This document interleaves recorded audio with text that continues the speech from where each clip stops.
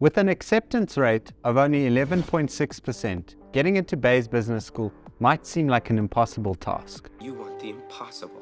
In this video, I'm going to show you the keys to success in getting into Bayes Business School, in particular, the MSc Global Finance program. So before we get into this video, let's give you a brief outline of what we're going to cover. So firstly, we're going to cover the MSc Global Finance program outline. Then we're going to go into each of the requirements.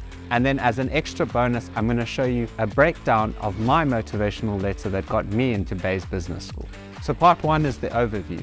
So the MSc Global Finance program is basically a 24-month online part-time degree. So you can actually do work while you're actually studying. It is obviously online, so you can be anywhere around the world. So you don't actually have to be in London. There are 3 intakes: January, May, and September. Part 2, let's talk about the requirements. So the requirements are no GMAT. I was very happy about this because the GMAT is just a stupid standardized test that actually doesn't really mean anything to do with your intelligence. It's impractical.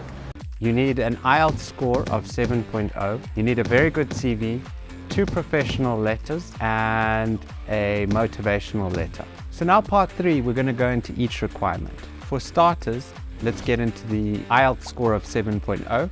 So firstly, what is the IELTS? The IELTS is basically a standardized English test whereby you have to speak, write, and listen. Now, if you want to get a 7.0, you don't have to really stress if you're an English speaker, but there are courses on Udemy that you can do just to make sure you definitely get that 7.0. Requirement number 2 is professional references. So I would recommend you either get that from a boss who really likes you. I like you, Arthur. Or if you're a student, I would get lecturers that really like you. 3, you obviously need a very good CV. It has to illustrate you have good grades, you have volunteer experience, maybe some sport or cultural, some achievements you've accomplished. Now this next step is really the most important. And if someone asked me what was the most important thing that got me into Bayes, I would tell them this. But before we get into it, please feel free to comment down below if you have any questions about Bayes. Now moving on to part 4, which is the letter of motivation. And basically the question is, why Bayes, why this degree, and why you?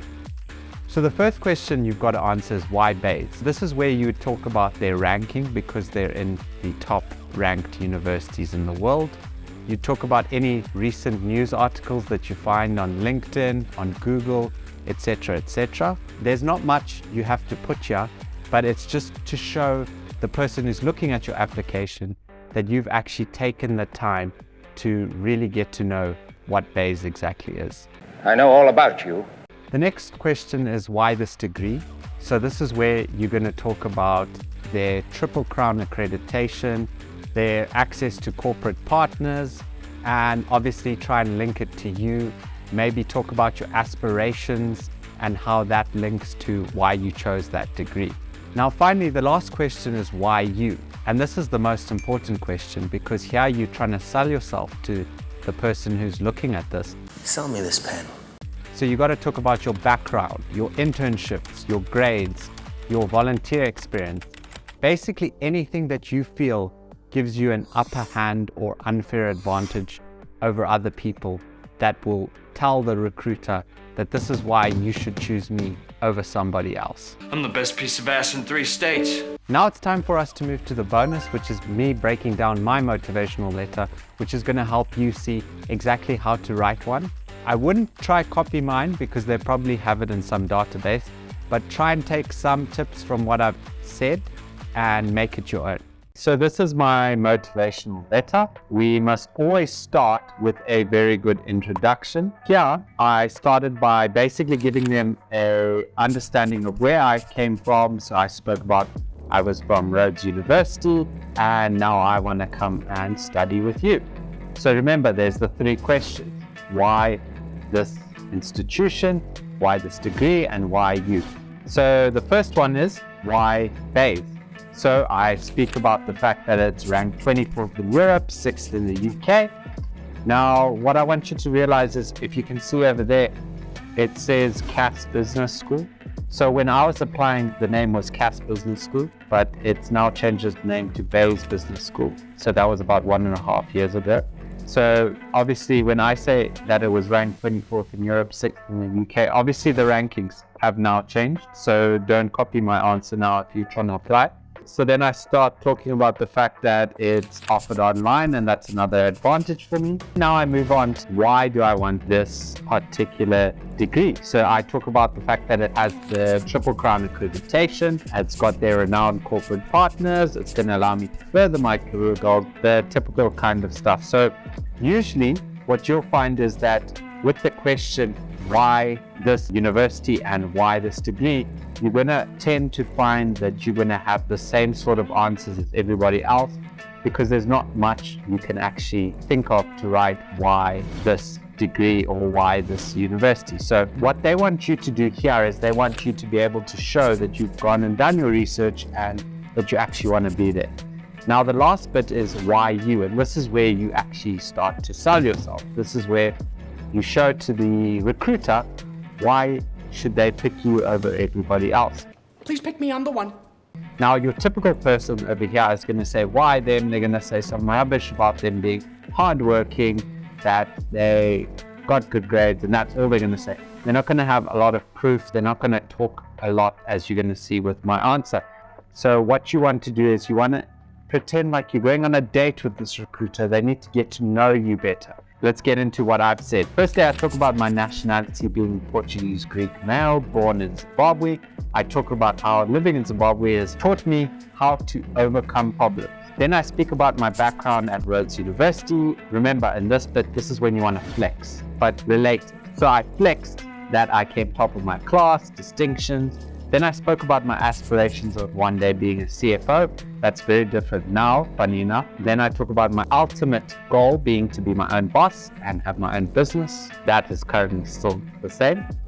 Then now I move on to talk about my internship experience at the IH group, and I link it to the degree at UC because I talk about that what I learned from doing this internship is that there's a lot to learn before entering the workforce. So that is why doing this part-time online degree is beneficial, because I can work on the side and gain real work experience. If you've noticed, what I'm doing in every paragraph is I'm doing something different. So in the first one, I talked about where I'm from and I spoke about my aspiration. Then the next paragraph, I just spoke about my internship. And now I'm going to talk about the things I did at Rhodes University in another paragraph. I start to talk about that, okay, not only do I have good grades, but I was part of a rowing team. So I worked with the team, we won a medal. Now this is a bit debated whether dance sport is obviously a sport or if it's a cultural thing. But I'm just going to call it a cultural thing.